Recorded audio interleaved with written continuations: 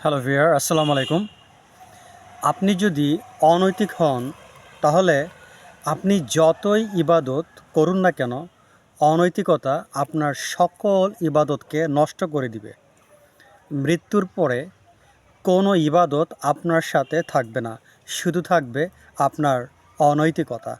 একটা উদাহরণ দেওয়া যেতে পারে, যেমন ধরুন আপনার পুকুরে রাক্ষসে মাছ আছে আর আপনি প্রতিনিয়ত ছোট ছোট মাছের পোনা ছেড়েই যাচ্ছেন, কিন্তু কোনো উন্নতি দেখতে পাচ্ছেন না। রাক্ষসে মাছ সকল এই ছোট মাছের পোনাগুলোকে খেয়ে ফেলছে। সিমিলারলি, আমরা যদি অনৈতিক হয়ে থাকি তাহলে অনৈতিকতা আমাদের সকল পুণ্য কর্মগুলোকে একে একে নষ্ট করে দেয়।